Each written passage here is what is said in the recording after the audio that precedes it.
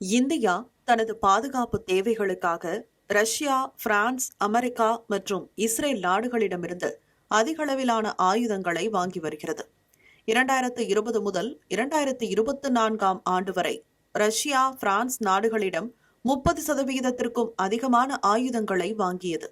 அந்த பட்டியலில் 3வது இடத்தில் இருக்கிறது இஸ்ரேல்.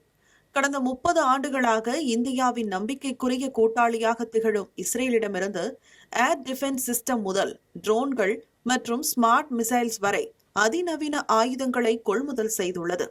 இது இந்தியாவின் பலத்தை மேலும் அதிகரிக்கக்கூடும் என்று கணிக்கப்பட்டுள்ளது. இஸ்ரேலிடமிருந்து இந்தியா வாங்கும் ஆயுதங்களில் ஒன்று பராக்-8 சர்ஃபேஸ் டு ஏர் மிசைல். தரையிலிருந்து வான் இலக்கை தாக்கக்கூடிய இந்த ஏவுகணை இஸ்ரேலின் ஏரோஸ்பேஸ் இண்டஸ்ட்ரீஸ் மற்றும் இந்தியாவின் DRDO கூட்டு முயற்சியில் உருவாக்கப்பட்டதாகும். நடுத்தர மற்றும் நீண்ட தூர வான் பாதுகாப்புக்கு மிகுந்த பலனை தரக்கூடியது. தரையிலிருந்து வானில் 70 முதல் 100 கிலோமீட்டர் தூரத்திற்கு சென்று தாக்கும் திறன் கொண்ட பராக்-8 ஏவுகணைகள் மூலம் போர் விமானங்கள், ஆளில்லா ட்ரோன்கள், கப்பல் ஏவுகணைகள் மற்றும் பாலிஸ்டிக் ஏவுகணைகளை குறிவைக்க முடியும்.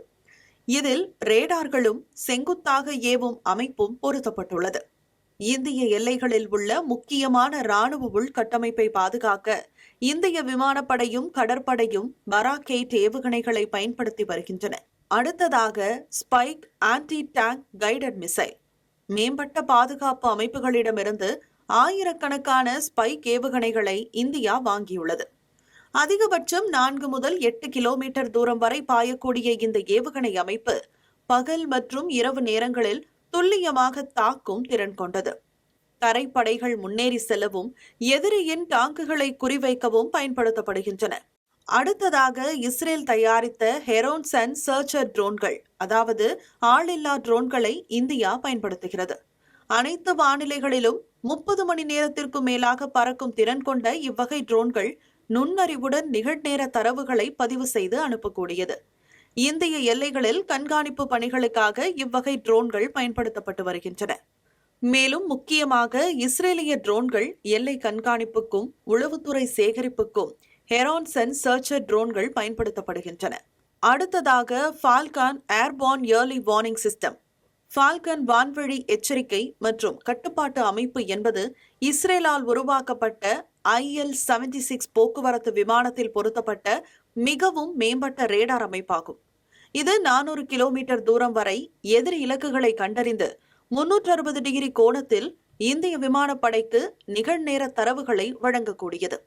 இது வானத்தின் கண்கள் என்றும் அழைக்கப்படுகிறது. இந்திய விமானப்படை இந்த அமைப்புகளை கண்காணிப்பு நோக்கங்களுக்காக பயன்படுத்துகிறது. இஸ்ரேலிய விண்வெளி தொழில்துறையால் உருவாக்கப்பட்ட அதிநவீன காமிகாசே ட்ரோன்கள் தற்கொலை ட்ரோன்கள் என்று அழைக்கப்படுகிறது. இலக்கை நீண்ட நேரம் கண்காணித்து கண்டறிந்தவுடன் அதன் மீது மோதி வெடித்து சிதறக்கூடியது. இது துல்லிய தாக்குதல், ரேடார் எதிர்ப்பு மற்றும் கண்காணிப்பு பணிகளுக்கு பயன்படுத்தப்படுகிறது.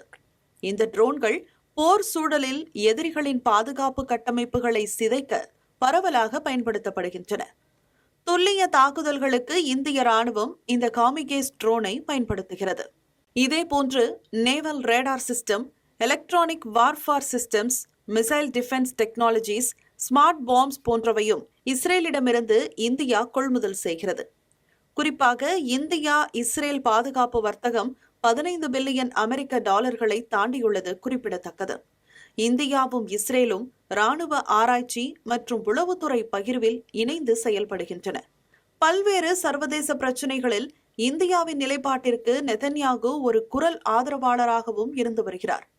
அது மட்டுமின்றி இந்தியாவின் ராணுவ தேவைகளுக்கு ஏற்ற ஆயுதங்கள் மற்றும் தொழில்நுட்பத்தை இஸ்ரேல் விற்பனை செய்கிறது. பல முனைகளில் அச்சுறுத்தல்கள் அதிகரித்து வருவதால் இஸ்ரேலிய ஆயுதங்கள் இப்போது இந்தியாவின் பல அடுக்கு பாதுகாப்பு வலையமைப்பின் ஒரு பகுதியாகும்.